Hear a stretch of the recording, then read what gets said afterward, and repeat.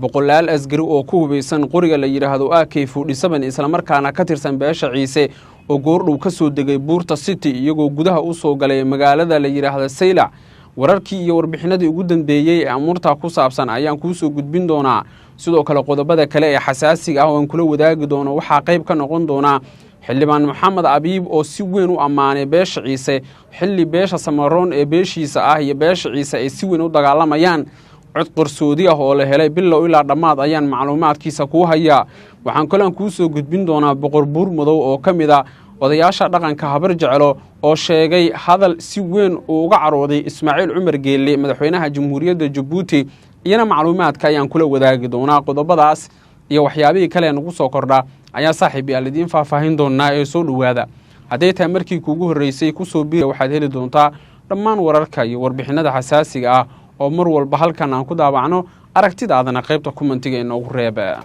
muuqaalkan aad u jeedaan waa boqolaal ciidan oo ka tirsan ciidanka beesha Ciise oo ah rag dagaalyahana ah macawiso wata sidaas lamidana qoriyaha AK47 wata kuwaas oo ka soo degay Buurta City oo ku taala dawlad deegaanka Soomaalida waxayna gudaha u soo galeen gobolka Awdal waxaase laga cabsi qabaa inay weeraraan saldhigyada ciidanka beesha Samaroon ee ku yaala aaga magaalada Lowyacade iyo sidaas lamida magaalada Saylac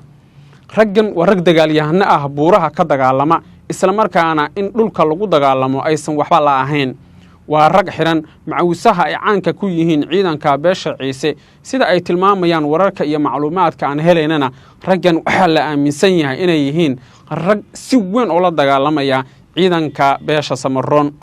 waxaan toddobaadkii la soo dhaafay idin wadaagay in uu jiro go'aan inaba aan caadi ahayn oo ka soo baxay beesha faca weyn ee la yiraahdo Ciise taasi oo ku aadan in ciidanka beesha Ciise ay qaadaan weeraro culus oo ka dhan ah beesha la yiraahdo Samaroon tuulooyinka ay gubeen ciidanka beesha Samaroon ayaa dhalisay caro xoogan oo si weyn ugu fiday deegaano fara badan oo ay dad reer miyi ah degan yihiin taas oo la sheegay in ciisaha ciidamadooda lagu amray inaysan dadka barabigeedada ah beegsan karin taa bedelkeedana ay bacsadaan oo ay gacanta ku soo dhigaan maleeshiyaadkii arxanka daraa ee beesha Samaroon kuwaas oo lagu eedeeyay in ay gubeen tuulooyin ay tagan yihiin dad rayida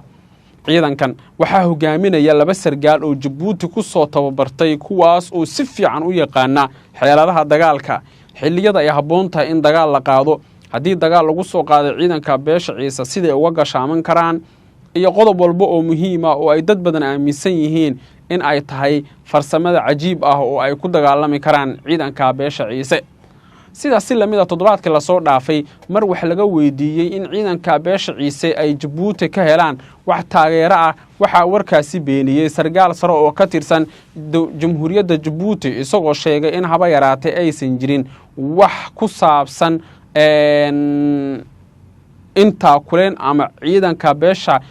Ciise hub la siiyo Jamhuuriyadda Djiboutina waxaad moodaa inay ka gaashaamanayso wax walba oo ku aadan in ay ku lug lahaato colaadaha ka taagan gobolka Awdal waxa sidaas lamida jira in raggii aan lagu eedeeyay in ay gubeen tuulooyinka ku yaala gobolka Awdal gacanta qaar lagu soo dhigay sida ay Somaliland sheegtay halka qaar kalena la sheegay in lagu raajoogo qaarka la sheegay in lagu raajoogo ayaa la soo warinayaa in hadda la baacsanayo oo ay duurka galeen taas oo keentay in boqolaal ciidamada oo ka tirsan beesha Samaroon ay gudaha u soo galaan dhulka Ciisaha kadibna tuulooyinkaas ay gubaan haddaba su'aasha ugu weyn ee la isweydiinayo waxay tahay ciidankan beesha Ciise hadda ka soo tallaabay dhinaca Buurta City ma u aargudi doonaan ma ka aarsan doonaan ma soo qaban doonaan raggii la sheegay in ay ku lug lahaayeen dadkii masaakiinta ahaa ee guryaha laga gubay haddii si loo eego waa haa haddii si loo eegana waa maya haddii ciidanka Somaliland ay la shaqeeyaan ciidanka Ciise raggaasi waa la soo qaban karaa laakiin haddii ciidanka Somaliland raggan ay gadaal geeyaan ilama ahan in raggaasi la soo qaban karo sababtoo ah way adkaanaysaa in gacanta lagu soo dhiga raggaasi ama la soo qabta sida ay tilmaamayaan xogaha wararka iyo macluumaadkan helayno ragga arrimahan ama dadka arrimahan la socda waxay leeyihiin Jamhuuriyadda Djibouti xataa laftirkeedu waxay ka qayb qaadanaysaa soo qabashada raggaasi iyo in ay ku lug leeyihiin ficilo foolfool xun oo ka dhan ah bini'aadantinimada oo ay dadkaasi ku kaceen wixii ku soo kordha saaxiibayaal wararkeena dambe ayaan idinkugu soo tabin doonaa markana qodobadeena kale. dhowr iyo 20 saac la soo dhaafay howlgallo qorsheysan oo ay siyaabo kala duwan u fuliyeen ciidanka sirdoonka maamulka waqooyi bari ayaa la soo warinayaa in lagu soo qabtay 2 ka mid ah rag dhawaan sheegay in ay xiriir la leeyihiin kooxda al-shabaab isla markaana hadal ay ka jeediyeen tuulada Gambadha ay ku sheegeen in ay weerari doonaan deegaanada Somaliland. 2 nin waxaa laga soo qabtay koonfurta tuulada Adhicadeeye waxaana wararka iyo macluumaadka la helaya ay tilmaamayaan in raggan baaris lagu sameeyay lagu ogaaday inay ahaayeen rag 5 gaaraya oo sheegay in ay ka tirsan yihiin kooxda al-shabaab. sargaal sare oo ka tirsan ciidanka maamulka waqooyi bari oo aan qadka telefoonka kula xiriiray si aan wax uga weydiiyo sugnaanshaha wararka la xiriira in ciidanka gacanta lagu soo dhigay ama ragga gacanta lagu soo dhigay ay yihiin kuwii saxda ahaa wuxuu ii sheegay in baaritaano la wado isla markaana xogta oo dhameystiran ay shacabka la wadaagi doonaan. Cabdiqaadir Firdhiye iyo garaadada maamulka waqooyi bari ayaa la soo warinayaa inay dhawaan si weyn oo waliba fool xun uga caroodeen markii rag u dhashay gobolka Sool ay sheegeen in ay ka tirsan yihiin kooxda shabaab isla markaana ay wilaayadka Sool ay ka tirsan yihiin oo ay ku hanjabeen in deegaanada Somaliland ay weerari karaan. dabcan taas waxay noqon lahayd ayaa la isleeyahay fursad ay beesha reeshaq sax ku weerari lahayd gobolka Sool taasi oo ay dad badan aaminsan yihiin inay xaaladda uga sii dari lahayd jawigana ay gaarsiin lahayd meel aan waxba laga qaban karin. waxaa jirta sidoo kale aragti ay soo jeediyeen qaar ka mid ah saraakiisha ciidanka waqooyi bari oo ku aadan in raggan ciqaab adag la marsiiyo maxkamad la soo horistaajiyo maxkamadana ay noqoto mid degdeg ku dhacda si cawaaqibka waxa ay ku kaceen loogu ciqaabo si aysan ugu dhiiran shakhsiyaad kale oo la aaminsan yahay in ficladan oo kale ay ku dhaqaaqi doonaan. xubnaha aan la hadlay qaarkood waxay leeyihiin bilihii la soo dhaafay gobolka Sool waxaa jiray kuwa raba in ay qalqalgeliyaan amniga Laascaana ay qalqalgeliyaan amniga madaxda maamul goboleedka waqooyi bari xataa ay qalqalgeliyaan laakiin qorshayaal fara badan oo ay rabeen laga hortagay taasi oo dabcan ku tusinaysa ayaa la leeyahay in ay jiri karto aragti kale oo la xiriirta in laga cabsi qabo inay weerar ka dhacaan gudaha magaalada Laascaanood. raggan kolley haddii gacanta lagu soo dhigay oo warkan uu yahay war sax yacni ragga gacanta lagu soo dhigay ay noqdaan kuwii la rabay waa guul u soo hoyatay laanta sirdoonka maamulka waqooyi bari waxayna sidoo kale soo afjaraysaa kuwa diidanaa nolosha iyo mustaqbalka maamulka iyo waqooyi bari iyo shacabkaba. sidaas la mid ciidanka waqooyi bari ayaa aad loogu dhaliilayaa inaysan soo qaban rag la sheegay in ay dileen macallin dugsi quraan falkaasi oo ka dhacay banaanka magaalada Laascaanood ee xarunta gobolka Sool.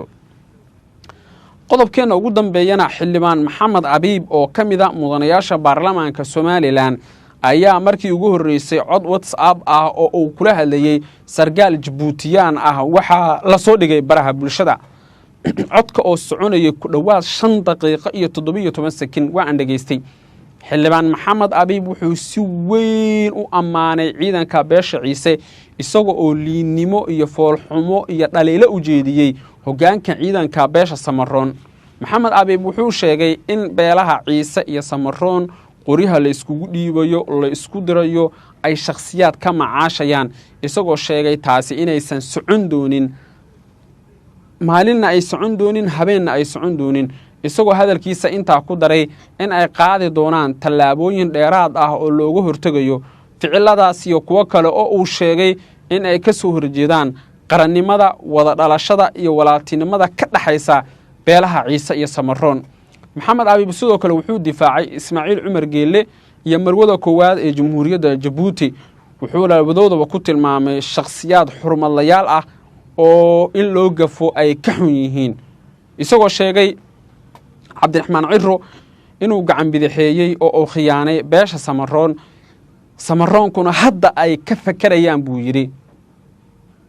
sidii ay uga tashan lahaayeen aayahooda mustaqbalkooda iyo sidii ay u sameyn lahaayeen horumar ku saabsan ama horumar ka duwan midkay hadda ku hanaadiyaan. wuxuu sheegay in Somaliland aysan wax faa'iido ku qabin taas oo ku tusinaysa in dhaleecaymo waaweyn ay jiraan. gudaha saaxiibayaal wararkeen intaas ay ku dhan yihiin haddii aad nala dhamaysatay sharaf ayaad leedahay muuqaalka like saar subscribe mahadsantiin saaxiibayaal soo dhawaada meel kasta waa joogtaan.